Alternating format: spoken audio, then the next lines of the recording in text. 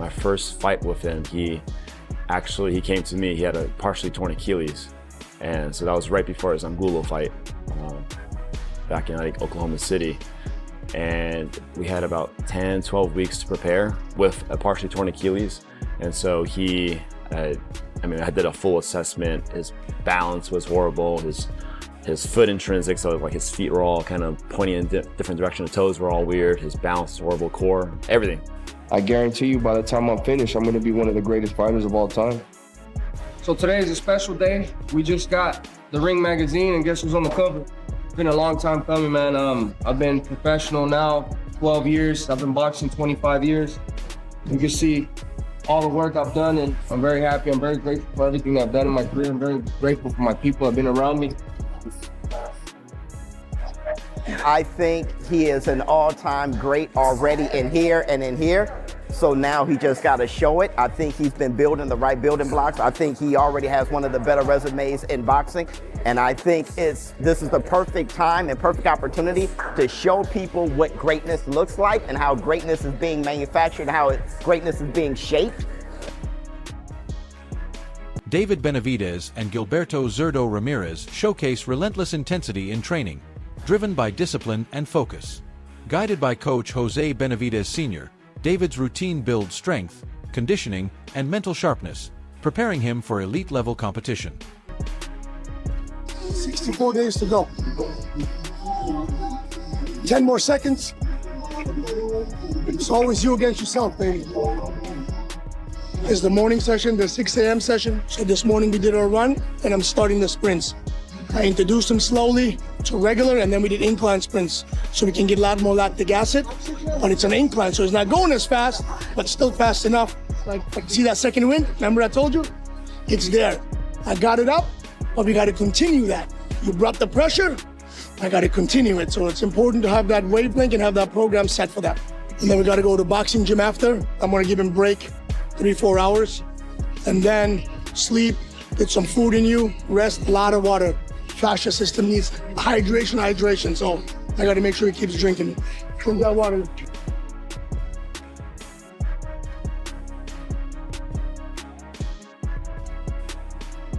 Benavidez proudly owns his own gym, where he trains with full focus and intensity. He says the environment allows him to relax, recharge, and mentally prepare for the demands of boxing.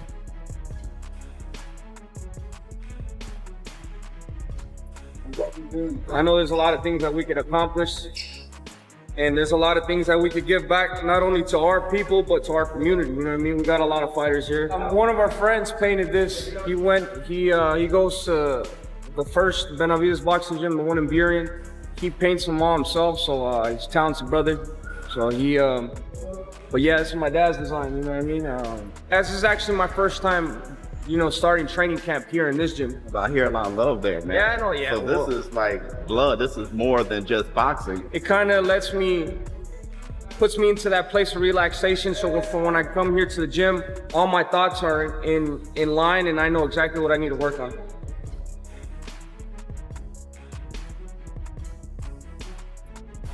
Jose Benavidez Jr. admits that whenever his younger brother steps into the ring, he worries for the opponent, knowing the destructive power David carries in every punch. When David steps in the ring, I'm very concerned for the opponents, the sparring partners, but at the end of the day, we have to do it, these guys are taking a lot of punishment. Benavidez explains that his family is the driving force behind his motivation. They inspire him daily to give his best, while boxing remains his lifelong passion and ultimate purpose. And it makes me happy. This is my passion. Like I said, my family keeps me motivated. My wife, my children, my father, my mother, my brothers, and just the people that support me. The type of fighter I am, I've never been an intimidating type of guy outside the ring. Like if you see me, I'm a nice guy, probably people think I won't hurt a fly. But when I get into the ring, it's a completely different story. And it's been like that since I've been a little kid. Since I was 14 years old, people would always look at me, laughing at me. When I was in the gym, before a sparring session, I was like, we're gonna beat this little fat kid's you know what I mean? He's nothing. I'd get in the ring, a monster comes out. It's been like that since I was a little kid. I feel like boxing is like the best representation of life. You gotta fight for what you believe, and you gotta go all in or not at all. Because if you don't go all in, you're not gonna manifest your Mike Holston praises Benavidez' relentless work ethic, acknowledging his greatness and saying his dedication inspires others to push harder, stay disciplined, and strive for excellence. Love watching you in the gym. You're very inspiring. Seeing you work hard every day. I love it. I'm just doing it for cardio, but I see a warrior like yourself, and I'm like, man, this dude's no joke, man. Keep up the great work. God bless you and your family, man. Knock everybody out. Get the belts, get the money, and get out. On the other side, Zurdo Ramirez trains relentlessly, stating he feels fully prepared, calm, and confident with no nerves. He expresses excitement about stepping into the ring with Benavidez, eager to showcase his preparation and determination. And calm because I know that I've been working hard for this fight, and I've been working so good, and I can't wait. It's just a matter of time. His physical therapist, Chris Wong, praises Ramirez's extraordinary willpower and work ethic, describing them as unmatched and highlighting his discipline as a key difference maker. Almost 5 years ago, my first fight with him, he came to me. He had a partially torn Achilles, and so that was right before his Angulo fight back in Oklahoma City. And we had about 10, 12 weeks to prepare with a partially torn Achilles. And so I did a full assessment. His balance was horrible. His foot intrinsic, so like his feet were all kind of pointing in different direction. The toes were all weird. His balance was horrible. Core, everything. He was very weak, but you know, as I got to know him, I saw that the intangibles that he had was his willpower, his ethics, his work ethics, and everything was just on a whole nother level. But for him to get to that world champion level already with what he was working with was, amazing. Ramirez's power, speed, offense, and defense operate at a high level. His explosiveness combined with precision makes him a complete fighter capable of overwhelming opponents. Everything is really good. Today's scrap you got first. Today? But Man, that's an everyday thing. Today was easy. I let it Easy win, day. for sure. I actually got first place by accident. My son, I was excited by accident. Press conference, Ramirez shows respect toward Benavidez, acknowledging his strength and promising fans an exciting, high-level showdown.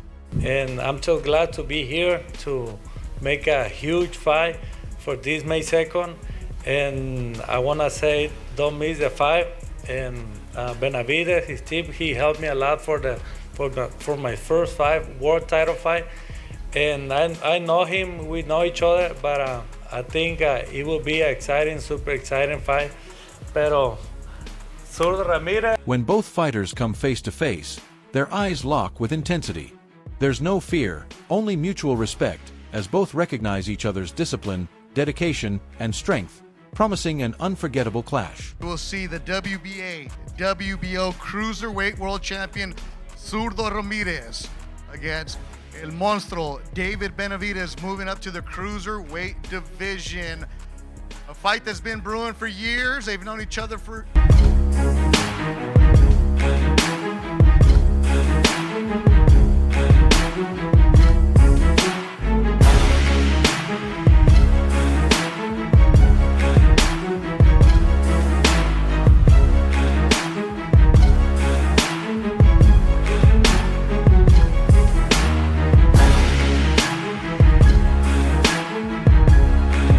Ramirez says the fight is exciting because both fighters know each other well and expect a great matchup.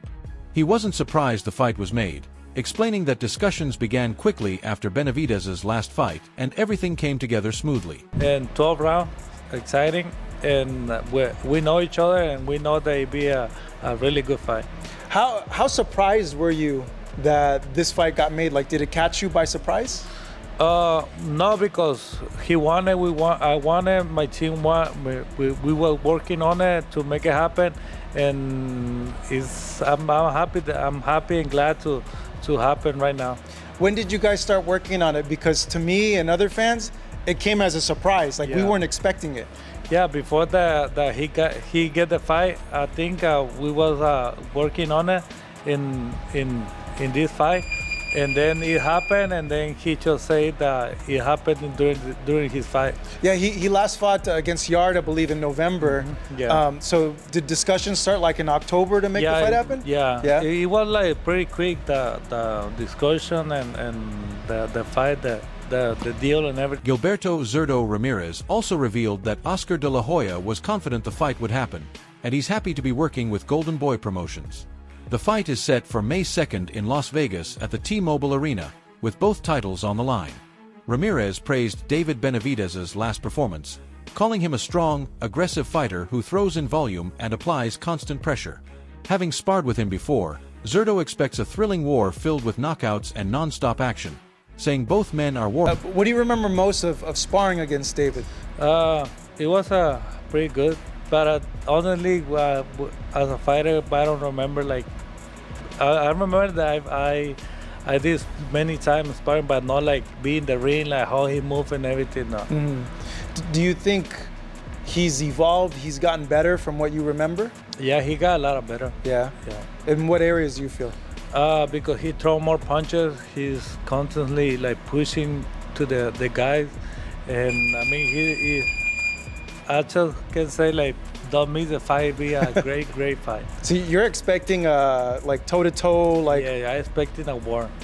Blood. Yeah, everything. Knockouts, knockdowns. Maybe. Yeah. Maybe. Yeah. Benavidez explained that leaving the light heavyweight division was never a permanent move. It was part of a strategy. Win titles, then return for even bigger fights. His ultimate goal is to become a unified champion, and he believes he's already close. Addressing concerns about his weight, he made it clear fans shouldn't worry, as he's fully in control. His focus remains on delivering the biggest and best fights possible. Looking ahead, he expressed strong interest in facing Artur Beterbiev, saying that matchup excites him the most. For Benavidez, it's all about legacy, and a clash like that would be a true monster versus monster showdown fans want to see. Like I said, my plan wasn't just to abandon the light heavyweight division. My plan was come up, grab 2 titles, come back down, and make this fight with me and Bivol even bigger. That's exactly what I want to do. You know, that my dream is to become a unified champion. So I'm already there. You know, my foot is already there basically at the finish line. So it's smart for me to come back down and, you know, obviously a lot of people are worried about the weight, this and that, but like I tell everybody, don't worry about that. Let me worry about that. You know what I mean? And, you know, I'm just trying to give you guys the best fights possible, the best fights out there. And then after that fight, when I capture the titles, I'm going and I'm fighting Beterbiev. So I'm just trying to give the biggest and best fights happen to the fans. And, you know, I mean, for me and my legacy, this is really what I feel like I have to do.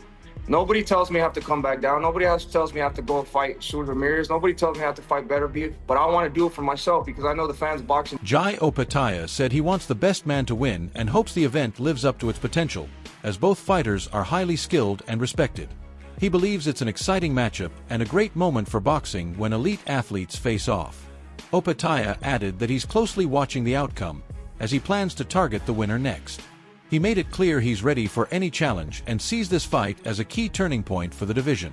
Highly motivated, he wants to test himself against the very best and position himself for a major world title opportunity. They're going for the unification fight. Who do you have in that fight, and would you like to fight the winner? Honestly, man, it doesn't bother me. You know what I mean? May the best man win, and when they do, let's get it on. You know, I don't want no excuses. You know, I want the better fighter to win. I want it to be a good fight. You know, I want them to show, I want it to be promoted and be a fucking big fight. Because when we fight, it's better for me. You know what I mean? All I'm chasing is undisputed and legacy. You know what I mean? Everything else just comes with it. But I've always said the same thing. I've never taken my eye off the goal. Boxing analyst Henry Garcia breaks down the matchup in detail, focusing on styles, strengths, and tactics. He points out that one of the top light heavyweight champions boasts a near-complete skill set, reflected in a record of 48-1 with 30 knockouts. His only loss came against Dimitri Bivol, a fight that provides a valuable blueprint for others. Turning to Benavidez, Henry describes him as one of the most exciting fighters in boxing today, a come-forward counterpuncher who applies relentless pressure while remaining tactically sharp. Benavidez looks to trap opponents on the ropes using feints, slips, and a high guard before unleashing powerful shots to both head and body. He also highlights Benavidez's underrated technical ability, noting his solid footwork, effective jab, and versatile defense despite his aggressive style. And that tells on his record. He's 48-1 with 30 KOs, and that one defeat came at the hands of Dimitri Bivol, a fight that we will be taking a close look at in this breakdown. because when there's a blueprint to beating someone, you'd be stupid to ignore it. Now, as for David Benavidez, this is an interesting guy. I mean, I would say that this might be the most entertaining guy in world boxing right now. For me, he is the definition of a come-forward counter-puncher. He's always trying to get on the front foot, get his opponent on the ropes, do a little feint, some kind of defensive maneuver, whether it's a slip or a block with the high guard, and then get to work relentlessly to the head, to the body, with bent arm shots. I think that this guy is absolutely fantastic to watch. He truly lives up to the name the Mexican Monster, but he's not just a come-forward brawler. He's got a lot of skill and technique. He has very decent footwork. His jab is a very effective punch for him, operating out of that orthodox stance.